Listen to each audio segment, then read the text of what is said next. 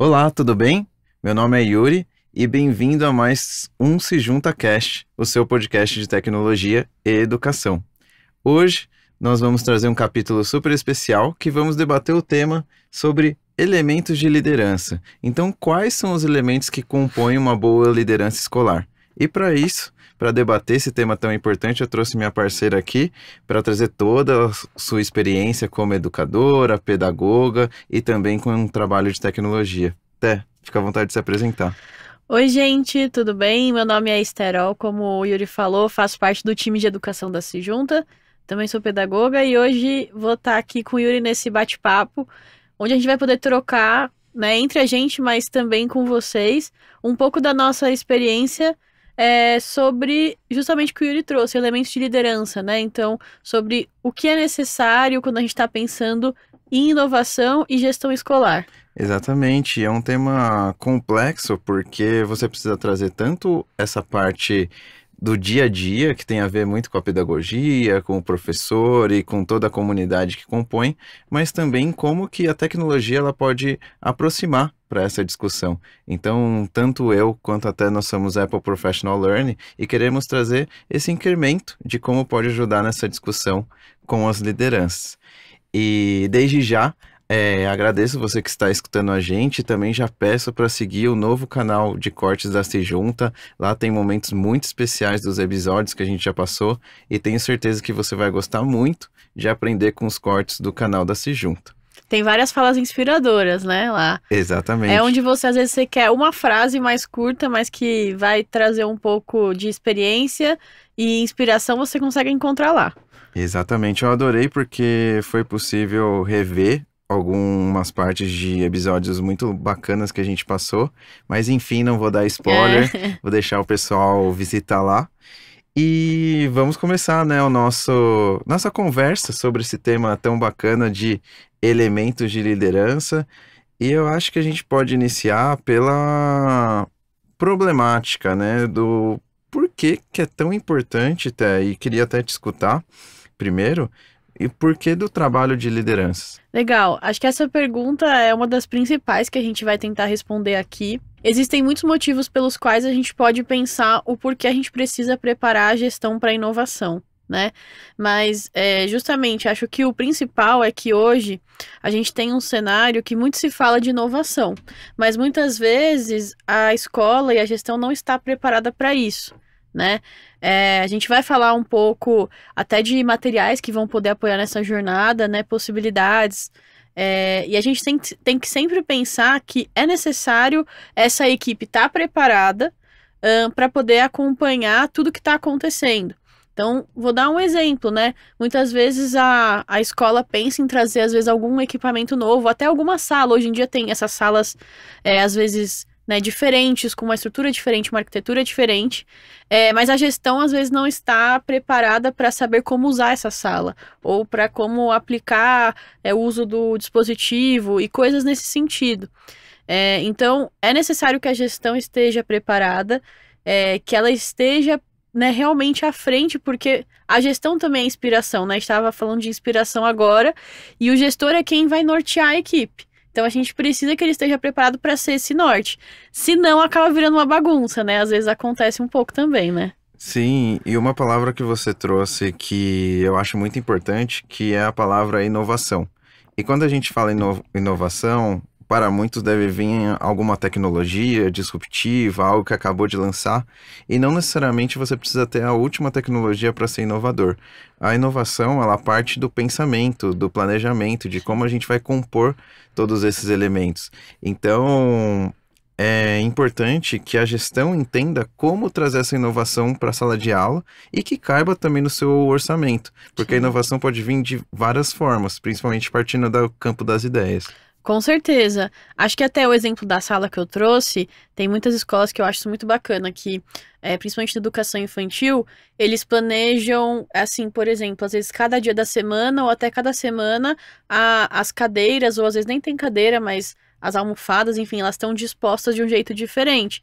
E isso já é inovador, então não necessariamente você tem que comprar vamos supor assim, materiais novos, mas você pensa jeitos diferentes de criar uma estrutura. Então, na segunda vai ser semicírculo, na terça vai ser, sei lá, vai ser um U, na quarta não vai ter lugar demarcado. Então, o jeito de pensar diferente, às vezes, com os recursos que você já tem, né? Sim. Claro que às vezes envolve investimento também, mas, assim, inovação é o que você falou, é um ciclo de ideias, não tem a ver só com a tecnologia, é muito mais do que isso, né? E o investimento, ele entra muito na oportunidade de aumentar o leque de opções para o professor ele passar o seu conteúdo, de aumentar o leque de opções para o aluno construir um projeto diferenciado ou oportunizar um aprendizado de uma outra forma, mas ele não garante sozinho que a tecnologia ela vai sair andando ali e desenvolver o projeto, né? Exatamente. E aí entra num ponto que até acho que justifica o porquê do trabalho de lideranças, que muitas vezes, quando a gente está falando de inovação, realmente existe, às vezes, a adoção de alguma tecnologia. E você também precisa pensar não só no investimento financeiro, mas também no investimento de tempo que você vai ter de preparo da sua equipe. Então, é algo que muitas vezes não é calculado nesse investimento, mas o investimento de tempo, não só o financeiro, ele é muito importante, né? Então, só que muitas vezes isso não é visto. E justamente por isso que a gestão precisa estar preparada para conseguir colocar nesse planejamento que vai além do investimento financeiro. Tem investimento de tempo, investimento de você organizar a equipe, de você preparar, de você estar preparado, de você, às vezes, realmente organizar como que vai ser a entrega dos dispositivos, tudo isso, né? E é muita coisa. Realmente, assim, pro gestor que tá escutando deve tá refletindo, nossa, esse campo me pegou, esse outro eu preciso trabalhar. E o que eu posso trazer é que você, gestor, mantenedor que esteja nos escutando, ou até professor líder, você não está sozinho. Existe mesmo um trabalho para isso que é necessário fazer junto com toda a sua equipe competente, pessoas que você pode confiar. E uma história legal para contar para vocês é que a própria Apple tem uma preocupação em cima desse ponto ali, desses elementos que compõem. Então, por exemplo, né, a Apple ela trabalha na educação há mais de 40 anos. Então, você vê que ela pôde desenvolver uma série de questões ali dentro desses anos todos. E um dos diagnósticos que a Apple constatou foi que o projeto, a aquisição de tecnologia pela aquisição de tecnologia, ela não desempenhava sozinho um projeto eficiente. Ela precisava compor uma série de pontos. Então, a partir desse diagnóstico, a Apple construiu um livro que, coincidentemente, é o nome do nosso capítulo, Elementos de Liderança, que é para apoiar a gestão de como que ela pode partilhar e ter esses primeiros passos. Então, você, gestor que esteja escutando a gente, hoje a ideia desse podcast é ser muito mão na massa e te mostrar alguns materiais que possam apoiar você em todo esse planejamento. E já trago uma pergunta para até sobre esse planejamento. A gente vai falar só de tecnologia? Essa é uma pergunta que é isso, né? Você deve estar pensando, é um podcast de educação e tecnologia, mas a gente não vai falar só de tecnologia, né? Inclusive, como o Yuri muito bem trouxe, a Apple tem essa coleção de livros, inclusive, né? A gente tá falando aqui do Elemento de Liderança, mencionamos, mas tem 4 livros, né, que falam sobre líderes, que são para líderes, que é justamente para preparar para esse uso da tecnologia. Mas o que é mais interessante? Apesar de ser um livro feito pela Apple, ele é um livro que não se trata só sobre tecnologia. Então vocês vão ver que a gente vai falar sobre equipe, sobre visão, sobre cultura, sobre capacidade, sobre medição, né? Que vocês vão entender um pouco mais depois o que é essa medição, mas é algo muito importante. Então a gente fala de tudo isso para falar sobre esse preparo da gestão. Então é muito bacana porque até quando a gente realiza esse trabalho com as escolas, isso é algo que a gente traz. Muitas vezes traz essa ideia de que, então a gente vai falar só sobre tecnologia nesse momento formativo. Não, na verdade a tecnologia, ela perpassa algumas coisas, ela vai aparecer na discussão, mas ela não é o ponto principal, né? O ponto principal tem muito além do que a gente precisa discutir até chegar na tecnologia, né? Perfeito. E um adendo importante é que os materiais citados hoje, eles são gratuitos. Então, são livros que você, a partir dessa escuta, pode ir lá, baixar. A gente até vai comentar com vocês os caminhos. Então, fiquem aí que tem muita coisa bacana para a gente poder discutir. Mas, claro, se você puder e estiver assistindo, já deixa o seu like, segue a Se Junta, tanto no Spotify quanto no YouTube. Nas redes sociais, é muito importante ter o seu feedback de cada capítulo que a gente produz com muito carinho para vocês, e a gente está muito feliz de ter você nos escutando. Então, comentamos, né, sobre essa coleção de livros. Se você quiser, tratando com mais elementos sobre, principalmente o primeiro deles que a gente tem, né, do Elementos de Liderança. Sim, então vamos lá, né? Como eu trouxe, tem essa coleção de 4 livros, né? Todos são gratuitos, como o Yuri mencionou. E o Elemento de Liderança é o número 1, vamos dizer, né? É o nosso trabalho de base, o que a gente tem que fazer primeiro. Esse livro, eu acho que o que é muito interessante, algo que a gente sempre fala quando a gente vai fazer esse trabalho mais aprofundado, né, com as nossas parceiras, é que ele é um livro que ele é muito mão na massa e ele é muito objetivo. Normalmente quando a gente pensa em livro, a gente pensa em uma coisa mais densa, algo que às vezes vai tomar um tempo muito grande. E uma coisa que é interessante desse livro é que ele é objetivo e ele tem muita mão na massa e ao mesmo tempo ele é muito tranquilo de ser lido, né? Ele é bem prático e rápido. Resumindo, Então, parece ser um livro muito bom para se trabalhar na questão exatamente. de mantenedor, direção, coordenação, né? Perfeito. Até porque isso, uma dificuldade que a gente sabe que você, gestor, tem, é tempo, né? Uhum. Então é muito difícil ter tempo, porque tem um monte de reunião, um monte de compromisso, atender pai, atender família, atender professor, atender aluno. Então, esse livro, ele é ótimo porque ele é um tempo super tranquilo de você sentar e ler, né? Assim.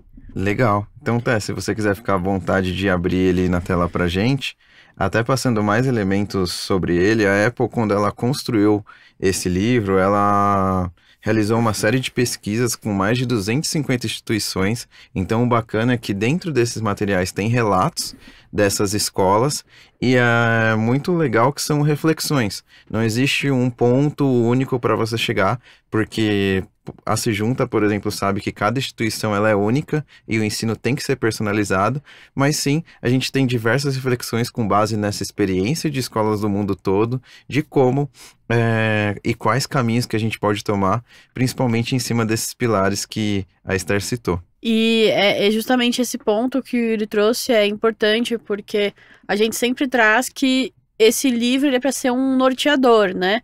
Então, cada escola vai ter pontos diferentes. E até esse livro, de nenhuma forma, ele fala o que é certo e o que é errado. Ele propõe caminhos e você vai entender qual é o caminho que vai ser melhor para sua escola, né? A gente faz muito esse trabalho também acompanhando as escolas, né? E personalizando mais especificamente para cada uma delas. Mas esse livro ele serve bem como um apoio, né? Exatamente. E falando mais sobre esse apoio, né, e os caminhos que a gente consegue conduzir aqui então. O primeiro exercício que esse livro traz é no campo da visão da sua escola. Então, olha que curioso, a gente não chega e fala, não, vamos adquirir uma nova tecnologia, trocar algum professor, desenhar um novo currículo, não.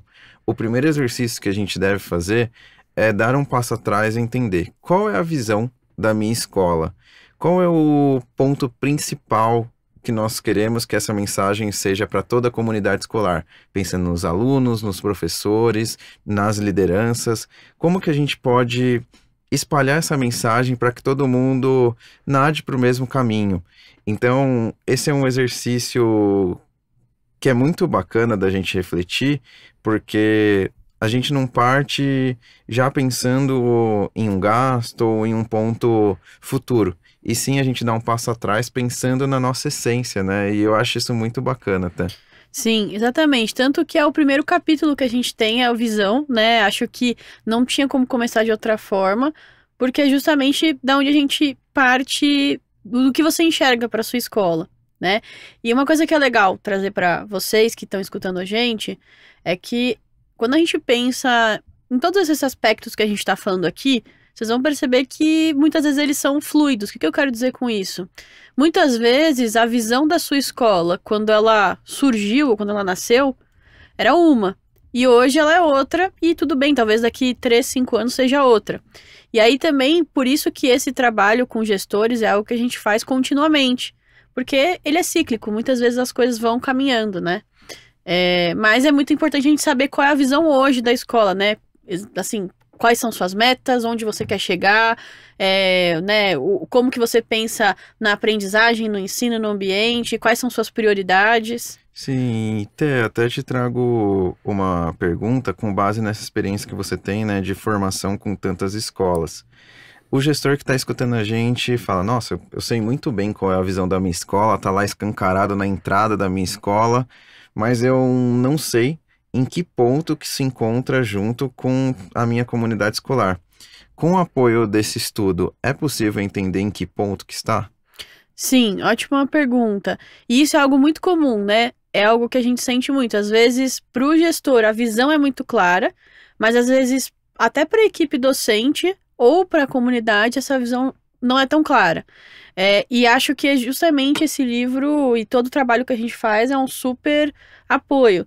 Primeiro porque aqui vocês podem ver que tem a comunidade, que a gente vai chegar lá em breve, então vai ter um capítulo que o gestor vai poder olhar só como que ele se comunica com a comunidade, como que ele atinge a comunidade, né? E para além disso, a gente tem alguns exercícios práticos, onde o gestor vai poder realmente sentar e refletir como que ele está realizando ações que realmente transpareçam essa visão, né? Às vezes, são pequenos ajustes que a gente faz no planejamento, uma reunião que a gente muda, uma palestra que a gente insere, coisas pequenas, mas que vão sendo inseridas nesse planejamento para ele ir aos poucos, né? Inserindo a comunidade dentro dessa visão, né? Eu gostei que você trouxe que tem exercícios palpáveis, né? Porque geralmente essas reflexões, por exemplo, como que a visão ela tá na sua instituição, fica no campo das ideias. Sim. E a gente não consegue diagnosticar cada público como que a gente tá naquele campo, por exemplo. E no livro é muito bacana que os exercícios que ele traz principalmente em 3 pontos, que é o definir, o desenvolver e o manter. E olha que legal, porque o definir, ele cita muito sobre, olha, é desse ponto que a gente vai partir, isso pode ser em públicos diferentes, que pode ser, por exemplo, com os alunos, com os professores ou com as famílias. Tem pontos, por exemplo, desenvolver, que a gente já sabe, por exemplo, qual é a visão da instituição, mas a gente entende que a gente precisa trabalhar com algum desses públicos, e o manter, que parece que é um ponto final, mas é um dos mais desafiadores, porque para manter não é fácil, né? Não, acho que é o mais difícil, né? Assim, manter é onde todo mundo quer chegar, mas eu acho que é o mais difícil, porque quando você tem algo que tá muito bom, para manter aquilo é mais difícil, né? Mas é o que o Yuri trouxe, é bom esse ponto que ele realmente refletiu, porque em todos os capítulos existe essa reflexão, né? De em que estágio você está hoje. E aí, às vezes é bem difícil de todo mundo chegar num consenso, até um exercício legal para você fazer com a sua equipe, porque às vezes tem gente que acha que tá no desenvolver, tem gente que acha que tá no manter, tem gente que acha que tá ali no começo, então a gente tem que ir no definir, então a gente tem que ir chegando num consenso para entender realmente o que representa ali a escola naquele momento. E é legal porque além desse exercício existem outras perguntas reflexivas também, né? Uma das curiosidades que eu mais gosto desse exercício é trazer pessoas que estão há muito tempo na escola, então pessoas que estão lá há 10, 15, 20 anos, e pessoas que acabaram de entrar na escola, porque você fala, a visão tá muito claro ali, tá na frente da escola, mas aí cada um tem sua perspectiva de mundo, então cada um traz com base na sua visão, na sua experiência, como que ele enxerga a escola. E o mais bacana é que essas visões diferentes, elas se apoiam para o desenvolvimento da escola. Todo mundo pode crescer com essa visão diferente. Com certeza. Até recentemente a gente fez, né, um treinamento com uma escola parceira e foi bem legal porque tinha bastante gente nesse treinamento, né? Tinham mais de 20 pessoas ali que faziam de alguma forma parte da gestão, coordenadores, orientadores, enfim. E foi muito legal porque tinham pessoas, como o Yuri falou, pessoas que tinham entrado há menos tempo e pessoas que tinham entrado há mais tempo. E a gente foi fazendo um pouco dessa reflexão sobre, né, como que era a visão para cada um dos pontos aqui de aprendizagem e ensino ambiente, e era engraçado, e aí mostra-se a visão da escola, porque tinham pontos que eram diferentes, mas tinham palavras que apareciam em quase todos. Então, você via que tinham palavras ali que eram muito fortes, que quase todo mundo falava. Então, você via que ali tinham pontos específicos que realmente mostravam a visão da escola, né? E às vezes são palavras que a gestão nem imagina, né? Mas acaba que são palavras que a equipe vê que define a escola naquele momento, E né? faz total diferença, né? Às vezes o incentivo que faltava para alguém, ou para fazer sentido aquela situação dentro da escola, você trazendo a visão vai dar uma nova energia, né? Um novo incentivo. Então isso é muito bacana. E eu acho que se conecta muito ao segundo ponto. Aí vou até te pedir para colocar na capa do Cultura, por gentileza, que a cultura da escola. Esse é um desafio que muitos gestores têm, porque a partir do crescimento, a gente acaba tendo novas pessoas na equipe, novas funções, e tudo isso representa o crescimento para pequenas ou médias, grandes escolas, e são pessoas com vivências diferentes, culturas diferentes, então isso aparece tanto do lado do professor, porque a gente acaba pegando culturas diferentes, mas aparece, por exemplo, nas famílias, né, que vão mudando no decorrer do tempo, e também na adaptação de como as lideranças elas podem entender essas diferentes culturas e trazer o melhor delas para dentro da sua instituição, que é um desafio. Nossa, é um desafio muito grande. Inclusive, acho que esse é um dos meus capítulos preferidos, né? Normalmente é um dos mais debatidos quando a gente faz esse treinamento, porque a cultura, eu costumo falar que ela é invisível. E essa é a dificuldade dela. Ela é muito, muitas vezes não é palpável, né? Acho que a pergunta muitas vezes mais difícil de responder é qual é a cultura da sua escola? Sim, e a cultura você respira nos ambientes. A cultura, ela aparece nos arredores, fora de sala de aula. Você entende que uma escola tem uma cultura do respeito quando você vê um aluno que não vai jogar o lixo no chão. Um professor que vê, por exemplo, um aluno com alguma dificuldade no corredor, fora do horário dele de sala de aula, e ele vai e ele apoia. Ele se sente bem, ele se sente pertencente àquela cultura que tem dentro da escola, que é a cultura, por exemplo, do respeito, que eu citei. E são diversas culturas que a gente tem dentro do mesmo ambiente. Então, como que o gestor ele pode relacionar isso no dia a dia? Porque é algo que você pode entender que está dentro do seu dia a dia, mas você precisa trabalhar. E como que você pode trabalhar isso de maneira palpável? E o livro apoia nesse sentido. Com certeza, porque eu acho que esse é um grande desafio. Porque a gente tem 2 pontos aqui, né? Que é a cultura da escola. Então é isso que o Yuri falou. Tem escolas que vão ter uma cultura mais de exigência acadêmica. Tem escolas que vão ter uma cultura mais de acolhimento socioemocional. Tem escolas que vão ter uma cultura mais de, sei lá, escrita e debate. Então, cada escola tem uma cultura diferente, né? Tem pontos ali que são mais visíveis e invisíveis. Mas aí entra um ponto que muitas vezes eu acho que é uma dificuldade grande também, que é a cultura digital. Muitas vezes a escola quer muito que os alunos, por exemplo, saibam utilizar o iPad, né? E elas falam muito isso. Ah, mas meus alunos não sabem usar o iPad, eles não usam da forma correta durante a sala de aula.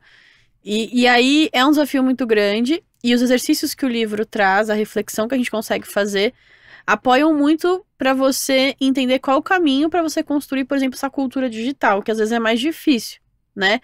E aí uma coisa também que eu trago muito sempre a cultura ela demora. Então não adianta, por exemplo, eu comprei o iPad hoje e amanhã os meus alunos vão saber usar. Não, vai demorar um pouco, né? Assim, você tem que dar tempo ao tempo, mas você precisa de um planejamento para você conseguir construir isso, né? Com certeza. Eu tenho um exemplo sobre a cultura digital que a gente passou com uma escola parceira, que era sobre joguinho em sala de aula. Então os alunos eles tinham um dispositivo, o iPad, e eles estavam acessando um jogo, e muitos pais chegavam para a direção e falavam, bloqueia, bloqueia, bloqueia. Porém, se você bloquear, é quase como um desafio para o aluno, porque ele vai entender aquela situação e vai encontrar outro jogo, afinal faz parte mesmo do Ou encontrar repertório uma dele. forma de burlar de algum jeito, né? Exatamente. Então, o que que a escola fez? Fez um trabalho de conscientização. Então, através da conscientização, os alunos entenderam: será que é o melhor momento para eu acessar isso? Será que não vai prejudicar o meu tempo de aula? E a partir dessa reflexão foi muito bacana que o resultado foi que a gente está falando de grupos grandes de aluno, se um acabava acessando fora daquele momento, os outros já falavam: ó, não é o momento, não é bacana. Então você acaba criando uma cultura digital e que tem aspectos da nossa sociedade do dia a dia, como o respeito que eu citei. Exatamente. Até porque acho que esse é um das maiores dores, né? Essa questão do joguinho com o iPad. E aí, para você criar uma cultura em que o aluno entenda que, por exemplo, o iPad é uma ferramenta de estudo também, é uma ferramenta que ele vai usar na sala de aula para aprender, para aprendizagem, pode até jogar às vezes, mas não é só jogo. Existe toda essa necessidade de conscientização, de planejamento, de um trabalho longo com professores, com gestão, com alunos. Então, esse capítulo, normalmente, ele dá muito pano para manga. Tem bastante coisa que a gente pode refletir. Exatamente, e por isso que eu gosto tanto desse material, porque você vê que olha o quanto de coisas legais que a gente teve nessa discussão, e agora que o campo da tecnologia apareceu também, porque é super importante, é um pilar, mas tem que fazer parte desses campos que a gente tem. E aproveito até o gancho, porque faz muito sentido junto com o terceiro capítulo que a gente tem, que é o de capacidade. E o capacidade é um termo que a gente utiliza de como tirar o melhor de cada um do nosso time, né? Porque a gente tem diferentes perfis. A gente tem o professor que tem mais experiência em sala de aula, o professor que tem aquele costume com a tecnologia. Então, como que a gente pode fazer esse trabalho, sendo dessas horas apertadas, por exemplo, dos professores, como que o gestor ele pode realizar um trabalho ali com os dois professores para que um auxilie o outro e não acaba criando, por exemplo, um clima que seja hostil, né? E sim que agregue. Sim, esse capítulo é muito bacana porque ele vai falar disso, né? O quanto a sua equipe, né? Você tem de capacidade na sua equipe. E quando ele fala capacidade, né? Às vezes até acho que esse termo pode confundir, mas não é capacidade no sentido de competência, né? É no sentido de o quanto que ela comporta, o quanto que ela está preparada para aquilo, né? E aí ele vai trazer algumas perguntas até às vezes que dão uma cutucada, né? Assim, acho que é até interessante trazer que os exercícios e as reflexões que são propostas nesses momentos formativos são um pouco, às vezes, com o dedo na ferida, né? São temas, às vezes, que é difícil o gestor querer falar, às vezes vai expor alguma coisa que não é tão bacana, mas a gente precisa falar, não dá para não falar, não dá para esconder, né? E a capacidade, por exemplo, tem perguntas como, por exemplo, né, o quanto que você disponibiliza de tempo para a sua equipe ser capacitada. E isso é um tema muito difícil hoje em dia nas escolas, porque a gente sabe que tem as horas vagas, mas também tem as horas que são dedicadas à orientação educacional, as horas que são dedicadas realmente, às vezes, a planejamento, e a gente vê que cada escola tenta se adaptar a um jeito diferente para conseguir capacitar. E é isso também, como você trouxe, às vezes a gente tem diferentes tipos de professores que exigem diferentes tipos de formação. Um professor que já tem mais conhecimento, outro que tem menos, às vezes um professor que está chegando agora.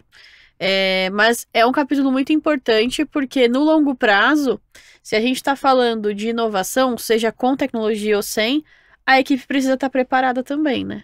Exatamente. E no dia a dia a gente reflete tanto, né, como apoiar os nossos alunos para eles construírem projetos incríveis e nas diferentes formas de inteligência que a gente encontra dentro de sala de aula, e por que não se preocupar de também apoiar o professor ou as lideranças nesse sentido. Então, como que diferentes líderes que a gente tem numa mesma escola, a gente pode se apoiar no melhor de cada um, para que todo mundo cresça em conjunto. Então, eu gostei do ponto que você falou de colocar o dedo na ferida, mas no bom sentido, porque é um espaço de confiança que a gente tem ali para ter essa autorreflexão, porque às vezes na rotina a gente não tem esse tempo de entender, nossa, realmente eu tenho um professor que ele tem uma didática excelente, eu tenho um professor que tem o uso da tecnologia de maneira diferenciada, como que a gente pode trazer para ter, por exemplo, uma formação de oratória, outra uma formação de apps de produtividade, e aí a gente constrói, por exemplo, uma jornada formativa que vai ser ideal para todo o time, E isso a gente só consegue diagnosticar com um trabalho de liderança. Exatamente, porque quem vai tomar a decisão das formações, por exemplo, são os líderes, né? E você precisa fazer a melhor decisão para sua equipe. Às vezes você vai ter que separar em grupos, às vezes vai ter que fazer todo mundo junto, às vezes. Então, tudo depende, né? E é isso que você falou. Esse ambiente é um ambiente seguro, é um ambiente onde a gente tem para discutir isso, né? Inclusive, até trazendo relatos que a gente ouve, né, de quando a gente realiza esse trabalho mais profundamente com algumas escolas. É muito legal porque muitas vezes eles trazem que no dia a dia, na correria, os gestores têm muita dificuldade de sentar juntos para conseguir conversar de coisas que não sejam burocracias ou problemas. E aí a gente possibilita que eles tenham um tempo para realmente parar e refletir sobre pontos muito importantes da construção da escola deles, né? Então isso é uma coisa bem bacana assim que a gente ouve e eu acho que faz toda a diferença, né? Com certeza, principalmente voltado à capacidade de cada indivíduo que você tem na sua equipe. Então, é um momento ali que você consegue refletir sobre cada um para tirar o melhor deles, né, nesse trabalho individual. Sim. Mas também o livro ele traz essa discussão numa forma de equipe, que é o próximo capítulo. E se você quiser até contar mais, fica à vontade. Esse capítulo de equipe é um capítulo bem interessante, porque acho que é um capítulo que, inclusive, é um dos capítulos que diferencia mais de escola para escola, né? O livro traz muito essa ideia aqui de equipe, que é necessário a gente ter uma equipe que pense na inovação. E aí, quando você parar para pensar, realmente faz muito sentido, porque provavelmente você tem uma equipe pedagógica, você tem uma equipe administrativa, você tem uma equipe de RH, de financeiro, e por que não ter uma equipe de inovação, né? É uma ideia que eu vejo que ainda é muito embrionária aqui, né, no Brasil, mas ter uma equipe de pessoas que está destinada a pensar na inovação dentro da escola é algo que faz sentido, né? E aí, quando a gente está falando dessa equipe, não precisa necessariamente, inclusive, ser só gestores. Às vezes a gente tem professores líderes, professores que são muito engajados, que podem fazer parte dessa equipe. E a gente também sabe, né, até por isso que eu falei que diferencia muito, às vezes a escola é menor, não tem como fazer uma super equipe. Mas às vezes eu acho que o principal desse capítulo é nós termos pessoas chaves, pessoas que vão ser líderes daquele projeto de inovação. Adorei né? que você trouxe a palavra líderes, porque no próprio título do capítulo ele traz aqui uma equipe de influenciadores e inovadores.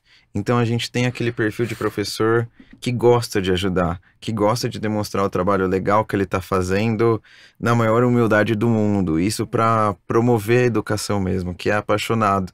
Então a gente tem que oportunizar esse papel dele de liderança. A gente tem que oportunizar o aluno que quer desenvolver um projeto fora de sala de aula ou de um diferente contexto de uma matéria.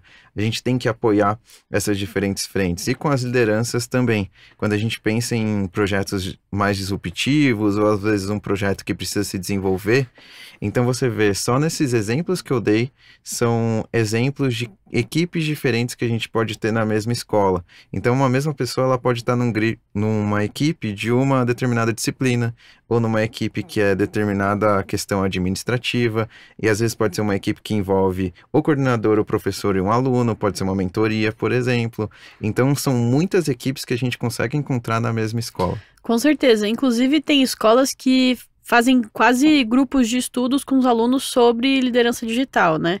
Aí também são outro tipo de proposta, mas é para vocês verem como realmente esse capítulo abre um mundo de possibilidades. Então, agora, eu acho que o que ele levanta é necessário você ter alguém ali que vai estar liderando isso, né? Que não necessariamente precisa ser um gestor, mas alguém que, como o Yuri trouxe, vai ter a oportunidade de olhar para a inovação dentro da escola com um olhar diferente, né?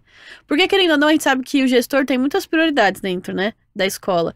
E às vezes a inovação não é a número um e a gente entende. Só que é muito importante porque a inovação, ela precisa estar presente de um jeito ou de outro, né? Perfeito. E cabe o gestor entender que existem pontos que não cabem somente ao papel dele de trazer para o time. Tem papéis que a gente precisa que somente quem está no seu dia a dia ali dentro de sala de aula, por exemplo, que vai conseguir entender e oportunizar. Então, traduzindo, né? Somente um professor que está ali na sala dos professores, todo momento com o mesmo professor, vai saber trazer alguns pontos por causa dessa vivência. Com alunos é a mesma coisa. Então, por isso que, por exemplo, uma das questões que é bacana a gente trazer como oportunidades é ter alunos líderes. Porque tem alunos que querem promover, querem ser o líder da sala de aula, querem ajudar o professor, querem ajudar o coordenador.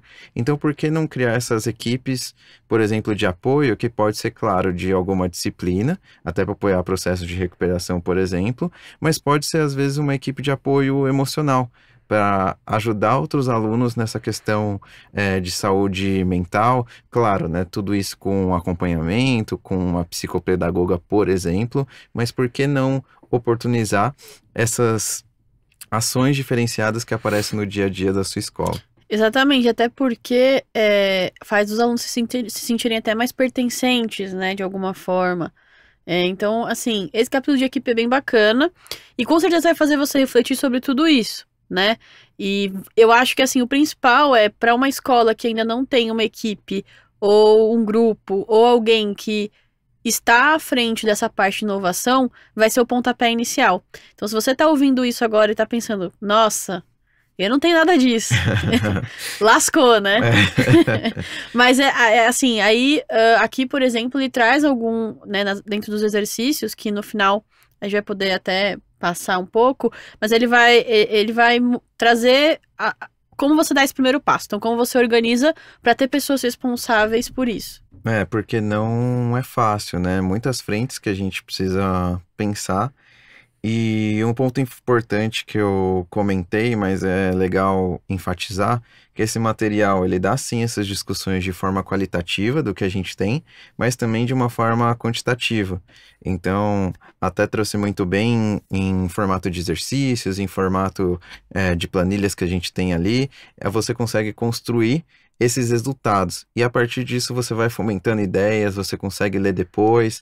E aí, imagina, tenho certeza que muita gente que está escutando a gente tem alguns insights do tipo, nossa, eu posso fazer isso com a minha equipe. E talvez agora não vai ser o momento, ou talvez se ele trouxer para alguém da equipe dele, ele vai conseguir adaptar. Então, os exercícios que a gente tem dentro do livro também apoiam nesse sentido. Muito, até inclusive já aconteceu isso comigo, de a gente fazer esse trabalho com gestores e eles acharem que era uma ótima ideia fazer alguns dos exercícios na reunião de equipe com os professores, porque são exercícios que são importantes, então quiseram adaptar para levar para os professores para um outro momento, porque realmente são muitas possibilidades que existem com essas atividades. E até te trago uma pergunta, até com base na sua experiência.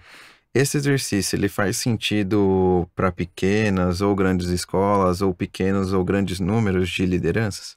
Com certeza, assim, acho que tudo, assim, os exercícios não têm número, o que eu quero dizer com isso? Tanto uma escola pequena quanto uma escola maior, que talvez tenha uma equipe de gestão maior, vai funcionar muito bem. Claro, talvez numa escala menor você tenha que fazer algumas adaptações, mas assim, o exercício ele é muito direcionado e o que vai variar provavelmente é as suas reflexões. Se a gente tem uma equipe de gestão menor, talvez a gente tenha menos pessoas que vão estar ali construindo, mas isso não significa que ele vai ser menos significativo. Com equipes maiores, o debate às vezes é um pouco mais longo, inclusive, porque são muitas cabeças pensando ao mesmo tempo, mas ele funciona também muito bem. Então, não tem, assim, nenhuma restrição dentro dos exercícios, e inclusive você pode adaptar, às vezes, alguma questão ou outra, né?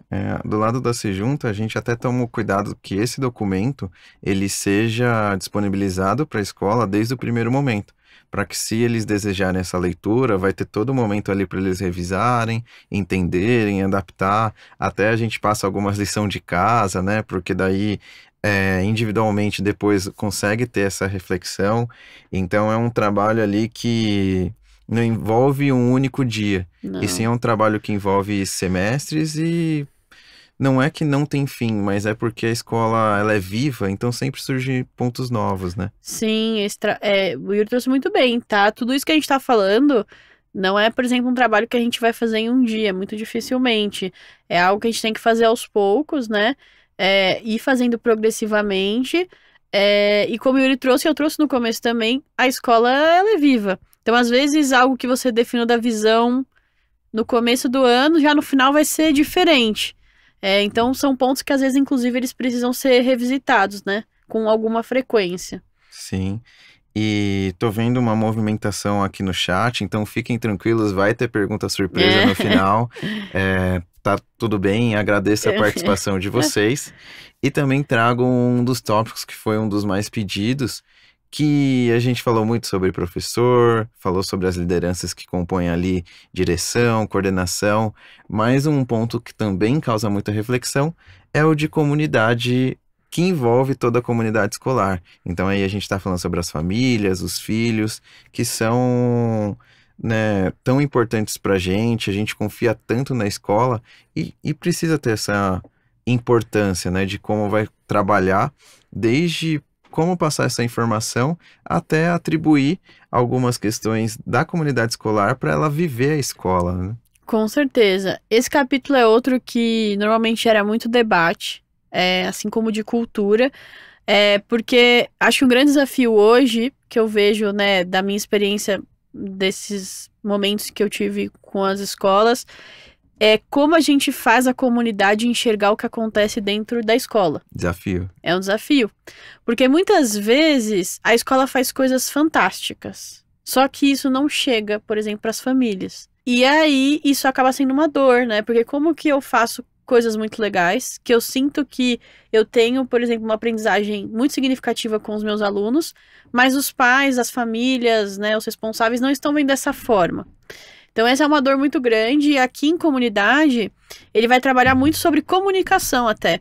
Então como que você se comunica, por exemplo, com a sua comunidade, né? Quais são as ações que você realiza para mostrar para a sua comunidade o que você tem feito dentro da escola? Eu posso trazer até um exemplo também da vivência da Se Junta, que foi uma escola que ela tinha uma série de eventos que aconteciam, virou quase uma empresa de eventos.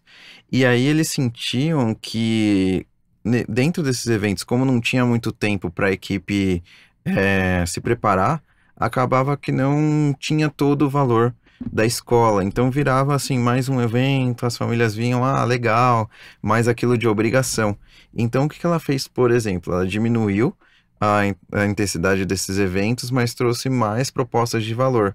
Então, por exemplo, numa amostra de artes, trouxe mais questões que envolviam a tecnologia, antes era um Fundamental 2, trouxe também Fundamental 1, trouxe uma amostra de cinema que envolvia filmes que os alunos produziram. Então, ela trouxe uma proposta de valor dentro de um único evento, e aí vira uma experiência incrível, né? A comunidade escolar se sente pertencente daquela escola e gera um valor que vai levar por meses. Não, e esse exemplo é muito bom porque às vezes a gente acha que, então eu não tô fazendo nenhuma ação, agora eu tenho que criar 20 eventos pra minha escola poder divulgar. E não é bem assim, você tem que pensar muito bem, né? Inclusive até esse capítulo que a gente está discutindo, tem muita relação com o episódio do marketing que a gente teve. Se você não conferiu ainda, vale você conferir, é um episódio muito legal que a gente fala um pouco do marketing na escola. É muito importante que você esteja alinhado até com a equipe de marketing no sentido de vamos ser assertivos, né? Assim, você vai, por exemplo, criar uma feira de ciências, tudo bem, mas como que vai ser? Qual vai ser o público? O que você vai querer mostrar? Para que realmente aquilo que você criar para envolver a comunidade transpareça o que você quer.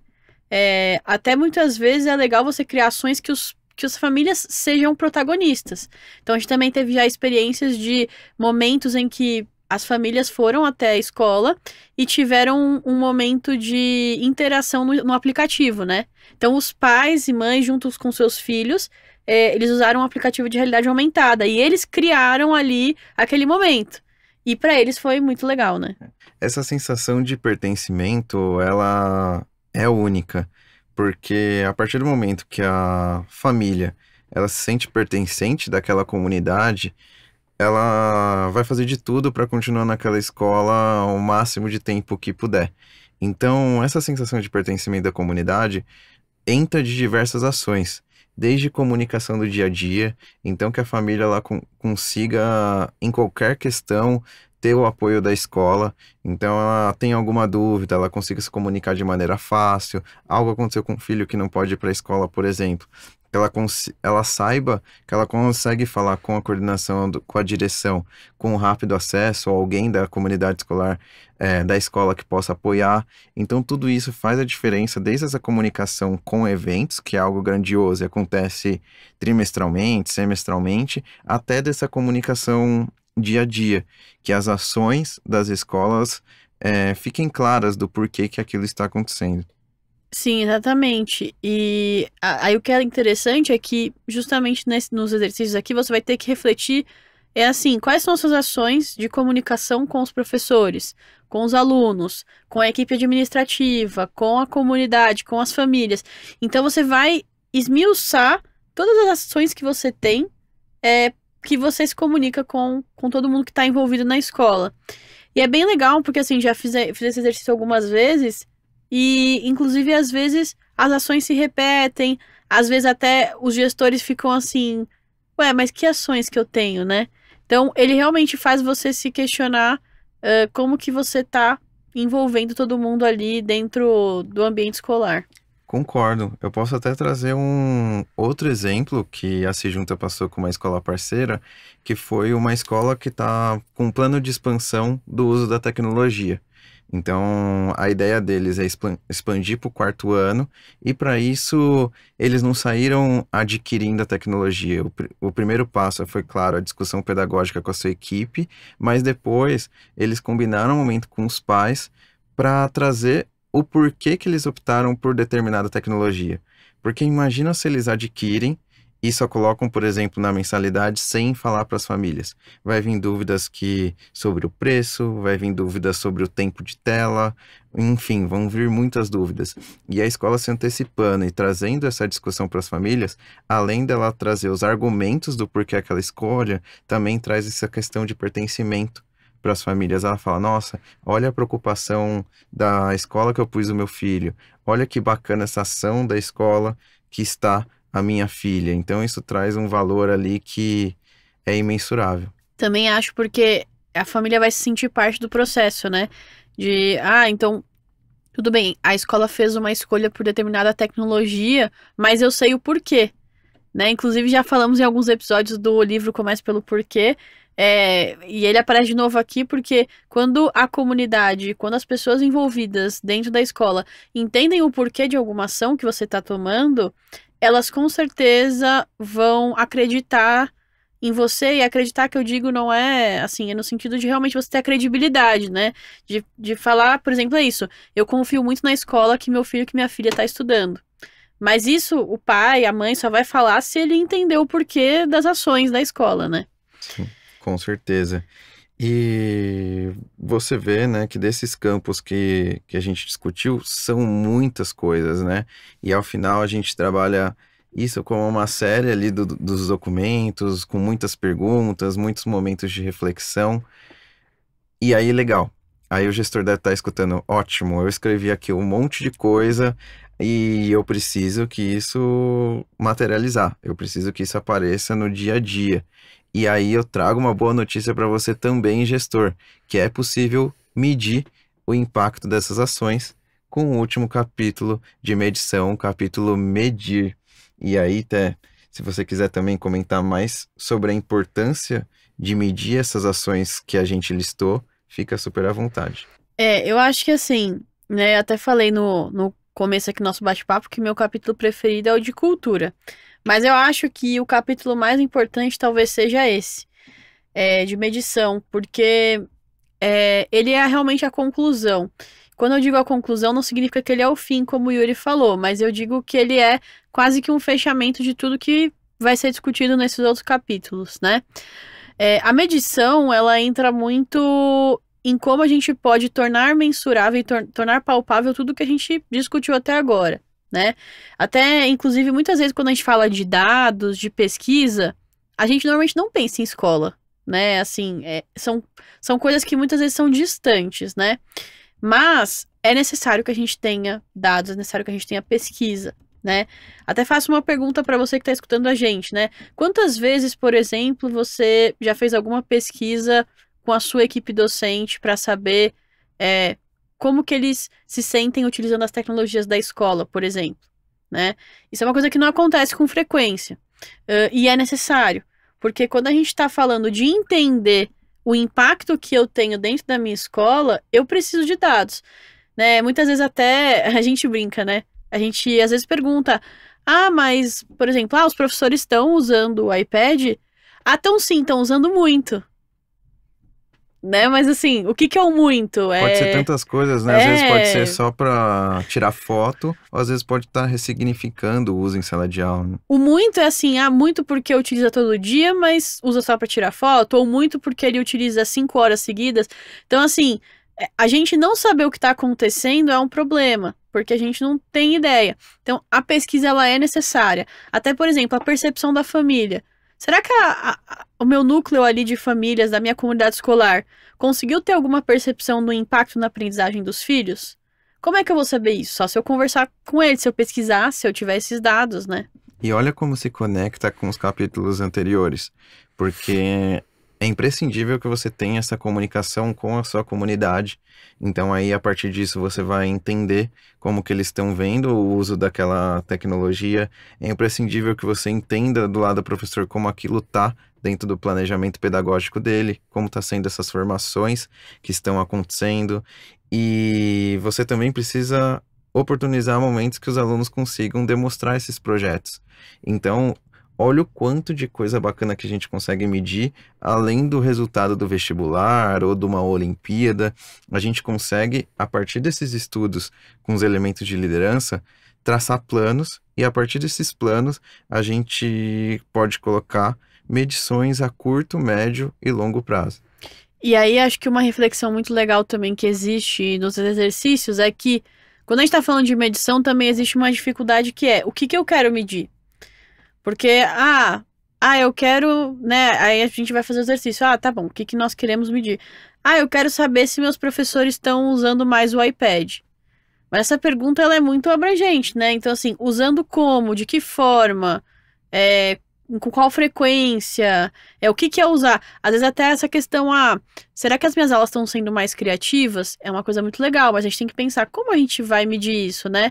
O que que a gente considera uma aula criativa? Às vezes o professor ele pode estar estimulando em uma determinada aula 10, 15 minutos do dispositivo, e é uma experiência incrível, porque ele está fazendo uma atividade desplugada junto com a tecnologia, por exemplo. Exatamente. Então, aqui no capítulo de medição, vai ser uma discussão muito sobre que perguntas eu faço, né? O que que eu quero medir, porque também, assim, o que eu quero medir indica o caminho que eu quero seguir. Então, por exemplo, se a gente tem uma escola que ela quer muito, por exemplo, que as aulas se tornem mais disruptivas, provavelmente ela vai querer medir o impacto que a tecnologia está tendo para que as aulas sejam mais inovadoras. Às vezes, uma escola que vai querer manter o alto padrão de notas dos seus alunos, vai querer medir qual que está sendo o impacto na nota dos alunos do uso do iPad, né? E Té, eu queria mais detalhes desse ponto, assim, o quanto que a escola consegue afunilar nesse ponto de medir. Por exemplo, ela consegue medir algum impacto que seja com um segmento específico? Com certeza. Inclusive, às vezes, até o que é recomendado. Porque dando um passo atrás, até muitas vezes não são todos os segmentos que têm a tecnologia implementada, às vezes é segmentos específicos. E quando a gente divide por segmento, a gente consegue ter um olhar mais específico. Vou dar um exemplo simples. O Fundamental 1, Fundamental 2.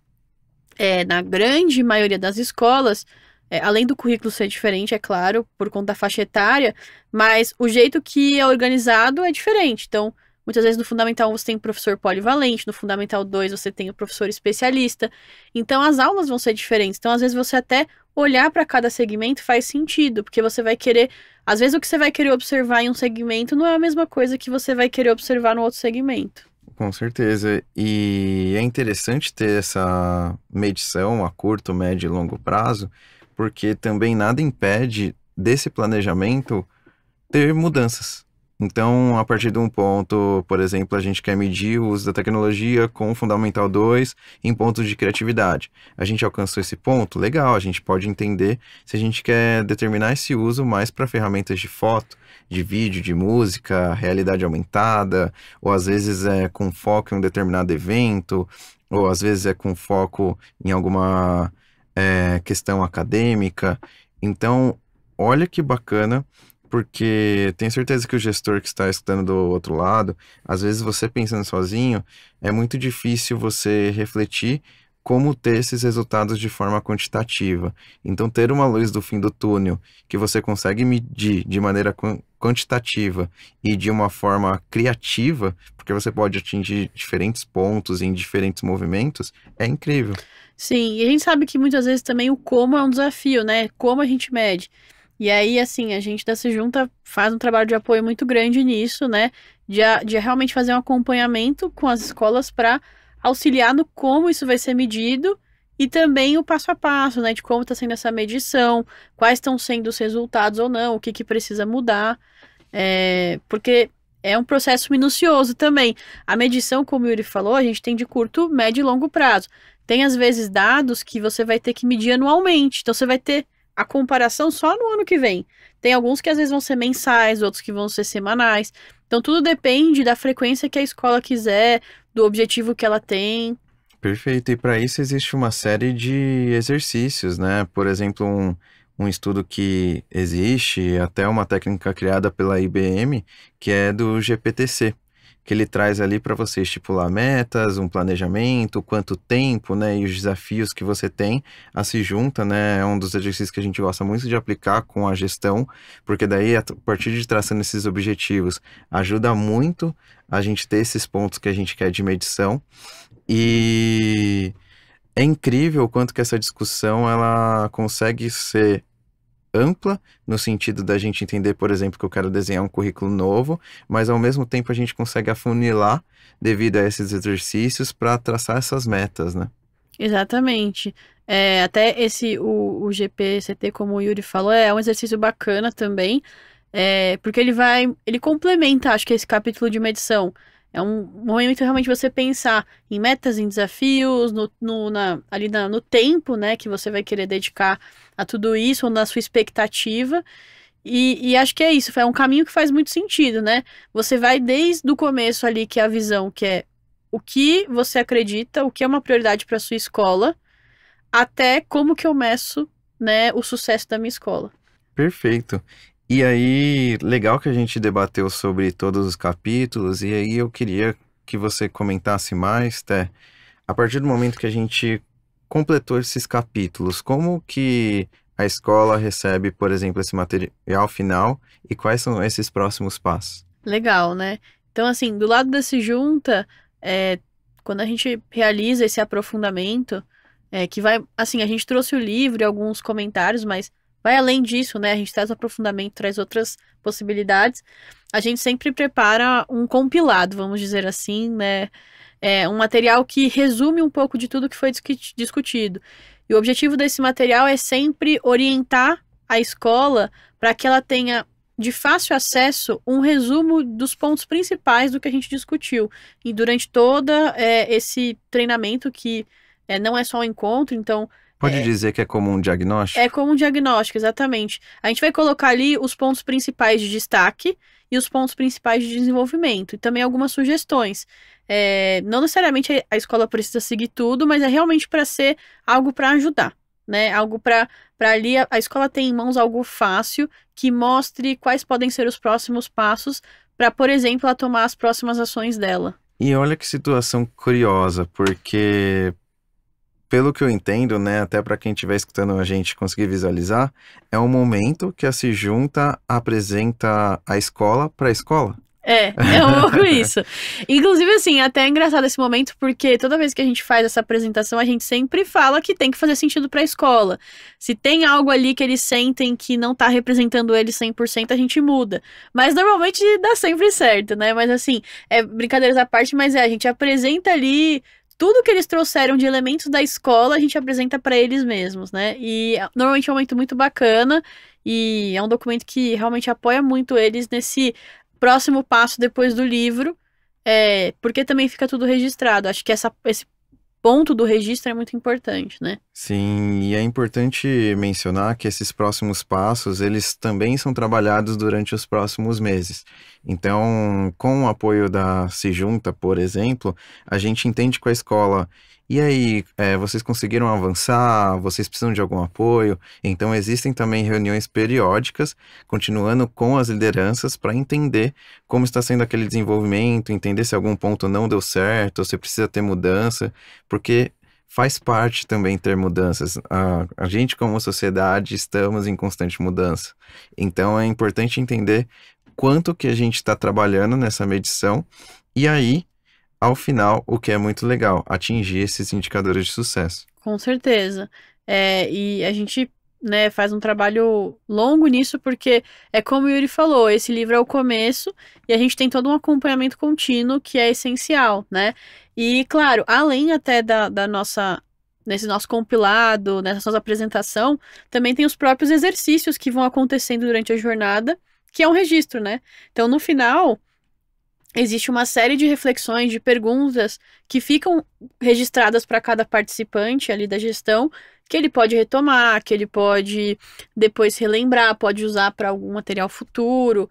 Então, esse registro para a gente é muito importante, né? E para a Apple também, porque deixa ali realmente tudo que for mais importante de toda essa reflexão que foi feita. Boa, você até citou a Apple, e a Apple ela vê com tanta importância esses indicadores de sucesso, que uma situação que existe são escolas certificadas Apple, elas se chamam Apple Distinct School. Então, quem tiver curiosidade, existe um documento online onde você consegue encontrar iPad ou Mac, resultados globais. E dentro desses resultados globais aparecem esses indicadores de sucesso de escolas do mundo todo, inclusive do Brasil. E lá são dados que são incríveis, assim, de aulas diferenciadas, movimentos ali de sucesso mesmo, que apoiou, claro, o uso da tecnologia, mas sim com o foco de ter esses indicadores de sucesso dentro da escola. Então a instituição ali, esse material eu recomendo muito a leitura, porque aparece dados de movimentos que teve desempenho da melhora na caligrafia, ou de resultados acadêmicos, ou, por exemplo, Até de retenção de alunos. É um dado que Exatamente. tem lá, né? E aí você vê que diferente, né? Porque você acaba, às vezes, tendo um único foco e você consegue grandes resultados também em outras frentes, né? Com certeza. Às vezes é isso, a retenção de alunos acaba sendo até uma consequência de tudo que foi feito de mudança. Esse documento é bem legal, como o Yuri falou. Assim, também é muito bacana porque esses dados vêm de ADS, né, Apple Distinguished Schools, que são escolas que realmente têm esse reconhecimento da Apple de inovação com as tecnologias Apple. Então, assim, são dados muito legais e que até servem como argumento muitas vezes para mostrar o porquê de adotar uma tecnologia, né? Sim. E você, gestor ou professor que estiver nos escutando, se quiser saber mais sobre essa questão de Apple Distinguished School, deixa seu comentário aqui embaixo. A gente está sempre escutando vocês. A gente sempre quer trazer um episódio que faça sentido para os amantes de tecnologia na educação. E nem parece, né, Té? Mas passou muito rápido esse episódio. Chegamos aqui aos nossos recados finais. O papo tá bom, né? Mas a gente precisa chegar na nossa parte final, que o pessoal tá ansioso para a pergunta surpresa. E dessa vez eu preparei uma muito boa. Que como a gente está falando sobre lideranças, eu queria te escutar um líder, pode ser até mais que um líder inspirador para você. A gente tava brincando, né? Que se eu falasse Paulo Freire ia ser muito clichê. É verdade. Mas, assim, brincadeiras à parte, acho que, né, assim, eu vejo que Paulo Freire é um grande inspirador da educação brasileira, mas falando em termos mais atuais, né, eu fiquei pensando aqui, eu acho que, para mim, uma pessoa que hoje me inspira muito, até na carreira que eu tenho, porque compartilhando um pouco com o espectador, né, eu sou pedagoga, então já atuei em sala de aula, fiz uma certa migração, né? Assim, trabalho com educação ainda, mas agora mais com formação de gestão, professores, projetos. E acho que uma pessoa que me inspirou muito nessa jornada é a Camila Schutt, que foi uma pessoa que eu tive a oportunidade de fazer um curso e também trabalhar. E eu considero ela uma pessoa muito inspiradora, principalmente na área de mulheres na computação, né? Ela é pioneira nisso e ela é uma grande líder, assim. Ela é uma pessoa, inclusive tem TED dela que é muito bom. E eu escolhi ela porque eu acho que ela é uma pessoa muito atual, uma pessoa que está inserida dentro da inovação, que traz na oratória, né, um jeito muito didático de como a tecnologia ela é transformadora dentro da educação. e defende muito que a gente tenha também cada vez mais mulheres dentro dessa área tecnológica, né? Então, eu escolho ela, acho que ela é uma grande líder, assim, que me inspirou muito nos últimos anos. Adorei. A referência que você trouxe é excelente, ainda brasileira. Então, Exatamente. isso agrega muito, Bora né? Brasil, né? Porque é difícil você citar somente um líder inspirador, né? Tem tanta gente aí bacana que a gente pode se guiar. Então, recomendo, viu? Quem não conhece, pesquisar depois no Google, que eu tenho certeza que vai aprender muito também. E então, chegamos aos nossos recados finais. Te agradeço muito por esse bate-papo. Foi muito legal toda essa experiência aqui que a gente teve. Espero que tenha agregado a quem esteja nos escutando, igual agregou para mim. E queria te passar para dar os seus recados finais, uma mensagem final. Fica à vontade. Legal. Adorei, assim, bate-papo passou super rápido, né? É um assunto que eu gosto muito. Também, até pela experiência de já ter trabalhado esse livro, realmente eu gosto muito de falar sobre ele. E aí, assim, o que eu quero deixar para vocês é a semente de é possível a gente começar de algum lugar, né? E aí esse livro pode ser um começo, né? Ele, de novo, reforçando o que o Yuri trouxe lá no começo. Ele é gratuito, né? Dentro de qualquer dispositivo do ecossistema Apple, você consegue baixar gratuitamente. Então, ele pode ser um começo muito bom. E claro, também, se você quiser contar com a Sejunta, a gente vai ficar muito feliz, porque a gente tem diversos trabalhos com a equipe gestora que fomentam e transbordam esse livro, né? Mas é isso, também adorei o bate-papo, adorei estar aqui, foi muito legal. Que bom, Té. Fico feliz de escutar e faço das suas palavras as minhas. Realmente conte com a Sejunta, devido à nossa experiência com escolas de todo o Brasil e também com as Apple Distinct School. Vai ser um prazer para a gente poder agregar ao seu projeto pedagógico, ao desenvolvimento profissional de toda a sua equipe e, claro, também trabalhar esses elementos de liderança. E foi um prazer ter sua companhia nesse nosso episódio, que teve muitos pontos legais. Espero que você tire algumas reflexões também que possa levar para sua instituição. Dos demais, convido para seguir a Sejunta nas redes sociais. Se estiver assistindo o nosso vídeo, deixar também a sua curtida, seguir a gente também tanto no videocast quanto no podcast. E fique ligado, porque além desse episódio, em breve nós vamos lançar ainda mais capítulos que eu tenho certeza que vai ser feito tudo com muito carinho e eu espero que agregue muito a esse mundo de tecnologia e educação. Então, meu muito obrigado e te vejo no próximo Sejunta Cast. Até mais. Tchau, tchau.